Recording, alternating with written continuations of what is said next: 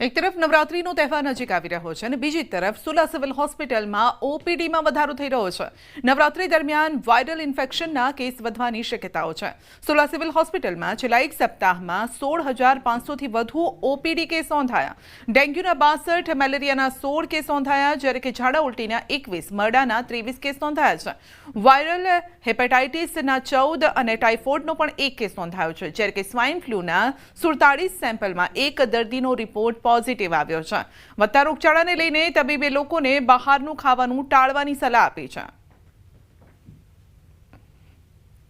સામે ટાઇફોઇડના દર્દીઓનો પણ ઘટાડો નોંધાયેલો છે। આ સપ્તાહમાં એક દર્દી પોઝિટિવ જણાઈ આવેલ છે અને સ્વાઇન ફ્લૂની અંદર પણ ગયા સપ્તાહ કરતાં ઘટાડો નોંધાયો છે, જેમાં દર્દીઓની સંખ્યા પોઝિટિવની સંખ્યા એક જ છે 47 શંકાસ્પદની સામે।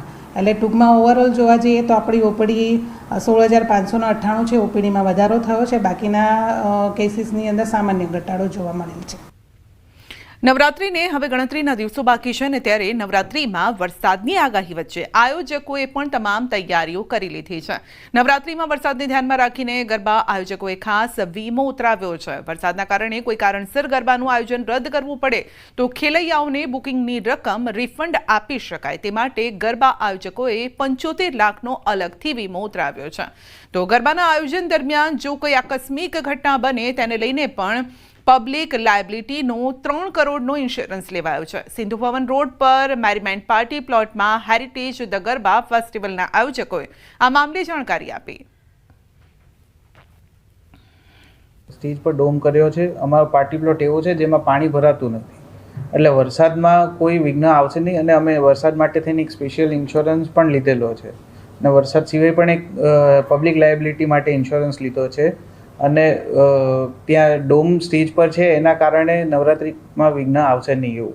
નવરાત્રિને આડે હવે ગણતરીના દિવસો જ બાકી રહ્યા છે, ત્યારે ગરબા આયોજકો દ્વારા તડામાર તૈયારીઓ ગરબાના આયોજનને લઈને શરૂ કરી દીધી છે। હાલ અમે છીએ અમદાવાદના સિંધુ ભવન રોડ ઉપર મેરીમેન્ટ પાર્ટી પ્લોટમાં હેરિટેજ ધ ગરબા ફેસ્ટિવલનું આયોજન કરવામાં આવ્યું છે અને ખાસ અહીંયા આપ જે જોઈ શકો છો કે એક તરફ નવરાત્રિનો ઉત્સવ છે, મા આદ્યશક્તિની આરાધનાના પર્વને લઈને ખેલૈયાઓ ગરબે ઘૂમવા આતુર છે અને બીજી તરફ હવામાન વિભાગ દ્વારા નવરાત્રિ દરમિયાન જ વરસાદના વિઘ્નની પણ આગાહી કરવામાં આવી છે અને તેને લઈને જ આ ગરબા આયોજક દ્વારા જે છે અહીંયા વોટરપ્રૂફ ડોમ જે છે તે બનાવવામાં આવ્યો છે, એટલે કે જે પણ સિંગર અહીંયા જે ગરબા જે ખેલૈયાઓને રમાડશે તો તેને લઈને અહીંયા વોટરપ્રૂફ ડોમ તૈયાર કરવામાં આવ્યો છે। સાથે સાથે આ ગરબા આયોજક દ્વારા કોઈ આકસ્મિક ઘટના ન બને નવરાત્રિ દરમિયાન તેને લઈને 3 કરોડનો ઇન્સ્યોરન્સ જે છે તે લેવામાં આવ્યો છે।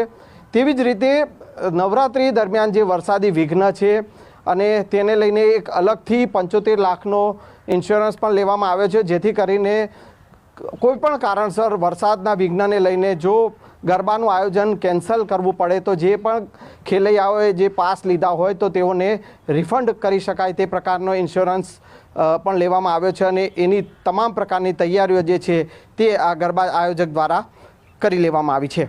કેમેરામેન નિલેશ સોસા સાથે સંજય ટાંક, ન્યૂઝ 18 ગુજરાતી, અમદાવાદ। નવરાત્રીમાં મહિલાની સુરક્ષાને લઈને અમદાવાદ પોલીસનો એક્શન પ્લાન। ગરબા મહોત્સવમાં રોમિયો કે ચોર ટોળકી સહિતના સામાજિક તત્વોને ઝડપી પાડવા પોલીસની તૈયારી। ગરબા મહોત્સવમાં ટ્રેડિશનલ કપડાં પહેરીને અસામાજિક તત્વો પર બાજ નજર રાખશે પોલીસ। શહેરમાં 12,000થી વધુ પોલીસની ટીમ બંદોબસ્તમાં જોડાશે। મહિલા એસીપી, પીઆઈ, પીએસઆઈ અને શી ટીમનો ખાનગી રીતે બંદોબસ્ત ગોઠવવામાં આવશે। તો ગરબા આયોજકોને વોચ ટાવર બનાવવા પણ સૂચના અપાઈ છે અને સાથે જ નવરાત્રી દરમિયાન શહેરમાં ટ્રાફિકની સમસ્યાને લઈને ટ્રાફિક પોલીસે આ વખતે વિશેષ વ્યવસ્થા ગોઠવી છે। મોટા વાહનોના પ્રવેશ માટે રાત્રે 2 વાગ્યા સુધીમાં પ્રતિબંધ છે। તો ટ્રાફિક પોલીસ, હોમગાર્ડ અને ટીઆરબી સહિત 400 જેટલા પોલીસ કર્મચારીઓ ટ્રાફિક વ્યવસ્થામાં તહેનાત રહેશે। આગામી 22 સપ્ટેમ્બરથી 2 ઓક્ટોબર દરમિયાન નવરાત્રિ અને વિજયાદશમીનો તહેવાર ઉજવનાર છે। અમદાવાદ શહેર પોલીસ તેની સંપૂર્ણપણે સજ્જતાથી આ બંદોબસ્ત માટે આયોજન કરનાર છે। આ બંદોબસ્ત વ્યૂહાત્મક રીતે ગોઠવવામાં આવશે। મુખ્યત્વે લોકોની સલામતી અને સીધા આપને લઈ જઈશું હવામાન વિભાગની પ્રેસ कॉन्फ्रेंस में। सौराष्ट्र कच्छ रीजन में इसमें जो हमारा थंडरस्टॉर्म वार्निंग भी दिया गया है अगले 4 दिन के लिए 19 से लेकर 22 सितंबर तक। इसमें थंडर स्टॉर्म विथ लाइटनिंग के साथ 30 to 40 किलोमीटर विंड स्पीड रहेगा। और अहमदाबाद के लिए आज जनरली क्लाउडी स्काई और possibility of light rain thunder showers का संभावना रहेगा। कोस्टल के लिए हमारा जो आज पूर्वानुमान है, जो उत्तरीय और तटीय क्षेत्र है, इसके लिए विंड का जो दिशा है, पवन का दिशा दक्षिण पश्चिम से पश्चिम दिशा में है और स्पीड रहेगा 25 से 20 नॉट। और दक्षिण तटीय क्षेत्रों की जो गुजरात की off and along Gujarat coast है, इसमें पवन का दिशा है पश्चिम से उत्तर पश्चिम दिशा में, विंड स्पीड रहेगा 15 से 20 नॉट। अभी जो सिनोप्टिक सिचुएशंस है, line of withdrawal of south west monsoon continues to pass through 31 degree north by 74 degree east, then Bathinda, Fatehabad, Pilani, then Ajmer, Deesa, Bhuj 23 degree north by 68 degree east. और एक अपर एयर साइक्लोनिक सर्कुलेशन अभी दक्षिण मराठवाड़ा और नेबरहुड में एट 1.5 किलोमीटर अबव मीन सी level persist कर रहे हैं।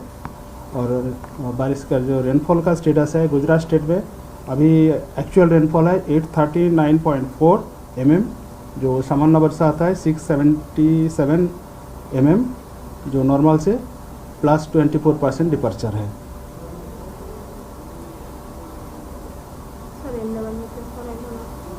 अहमदाबाद का आज का पूर्वानुमान है light rain, possibility of thunder.